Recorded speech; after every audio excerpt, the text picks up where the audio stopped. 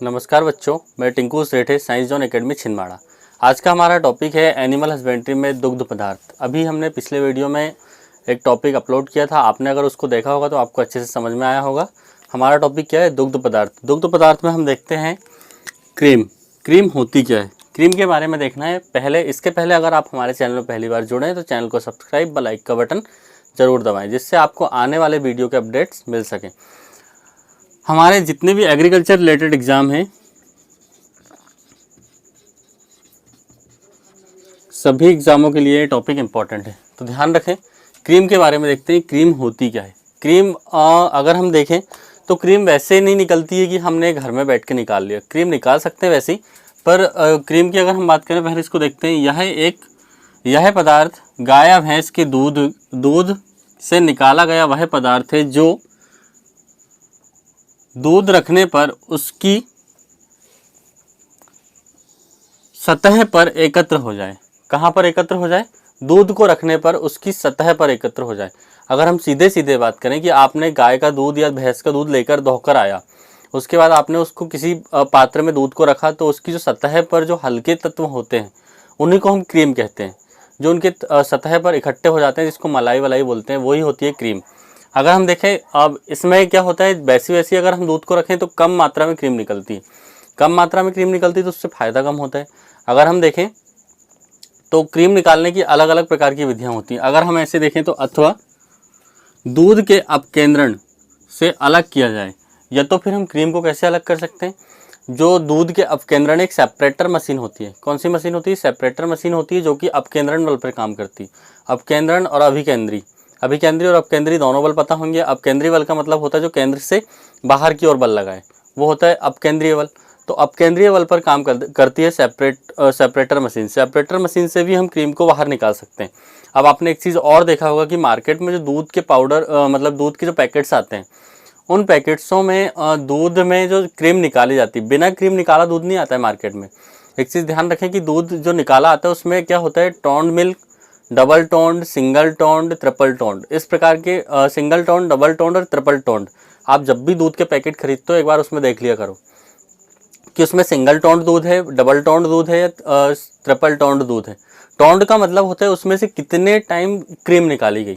जैसे मान के चलो हमने दूध को सेपरेटर में डाला, उसने अपकेंद्रण बल के द्वारा क्रीम को अलग कर दिया और दूध को निकाल दिया, तो उससे होता क्या है कि वो सिंगल टोन्ड हो गया। इसके बाद डबल से कर दिए तो डबल टोन्ड, और ट्रिपल से कर दिए तो ट्रिपल टोन्ड। ध्यान रखना, ट्रिपल टोन्ड या डबल टोन्ड जो दूध होता है उसमें क्रीम की मात्रा या जो आवश्यक तत्व होते हैं उसकी मात्रा कम होती है। क्वेश्चन यहाँ से बनता है। अगर हम यहाँ देखें आगे, गुरुत्वाकर्षण विधि के द्वारा भी निकाला जाता है। गुरुत्वाकर्षण विधि के द्वारा भी दूध से क्रीम निकाला जाता है। इसके अलावा अगर हम बात करें सेंट्रीफ्यूगल विधि, सेंट्रीफ्यूगल विधि वही है, सेंटर से अपकेंद्रण या फिर बाहर की ओर बल लगाए। सेंट्रीफ्यूगल विधि एक हो गया, गुरुत्वाकर्षण विधि एक हो गया, अपकेंद्रण विधि। तीनों विधि के द्वारा दूध से क्रीम निकाली जाती है। अब दूध से क्रीम निकालने के फायदे क्या हैं? पहले हम एक चीज़ देख लेते हैं कि दूध से क्रीम कैसे निकालते हैं, बनाते कैसे।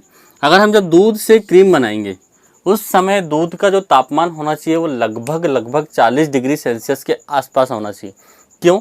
इससे फ़ायदा और घाटे के, अगर हम देखें कि अगर दूध का तापमान 40 डिग्री सेल्सियस के आसपास होता है तो पतली क्रीम बनती है।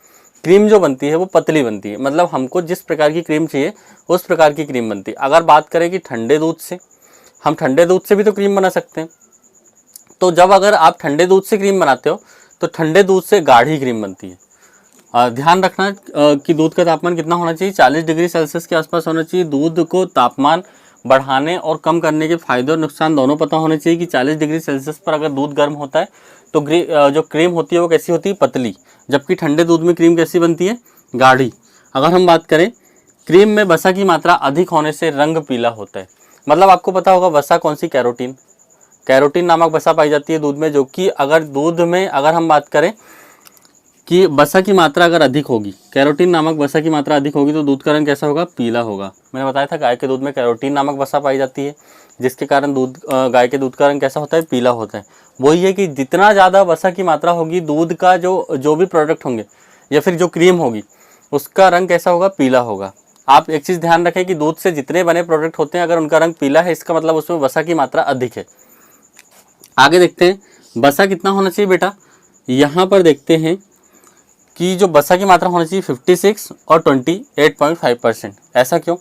अगर हम बात करें तो वसा की मात्रा एक गाढ़े क्रीम में होगी। गाढ़ी क्रीम मतलब ठंडे दूध से अगर आपने क्रीम बनाया है तो उसके लिए वसा की मात्रा 56% होगी।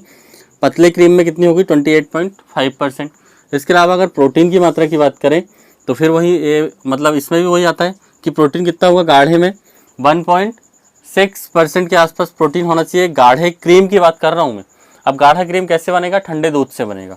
और पतला क्रीम किससे बनेगा? पतला क्रीम बनेगा गर्म दूध से, जिसका तापमान कितना होगा? 40 डिग्री सेल्सियस। ध्यान रखें, क्वेश्चन ये भी आता है कि क्रीम बनाते समय दूध का तापमान कितना होना चाहिए। ऑप्शन होते हैं 40 degree Celsius, 50 degree Celsius, 60 degree Celsius या 45 डिग्री सेल्सियस। तो ध्यान रखें 40 डिग्री सेल्सियस। आगे अगर देखें 3.5% वसा होता है किसमें? पतले क्रीम में। पतले क्रीम में इसके अलावा अगर बात करें लैक्टोज जो शर्करा होती है, शर्करा अगर हम बात करें गाढ़े क्रीम में तो 3% होती है और पतले क्रीम में कितनी होती है? 4.5%। इस प्रकार से हमने क्रीम निकालना सीखा कि क्रीम को हम कैसे निकालते हैं। क्रीम को एक मशीन में डालकर उसको अपकेंद्रीय बल के द्वारा, गुरुत्वाकर्षण बल के द्वारा, या फिर अगर बात करें तो सेंट्रीफ्यूगल विधि के द्वारा। इन तीनों विधि में से आप किसी भी विधि को यूज़ कर सकते हो, उसके द्वारा आप दूध से क्रीम को निकाल सकते हो। हम अगले टॉपिक में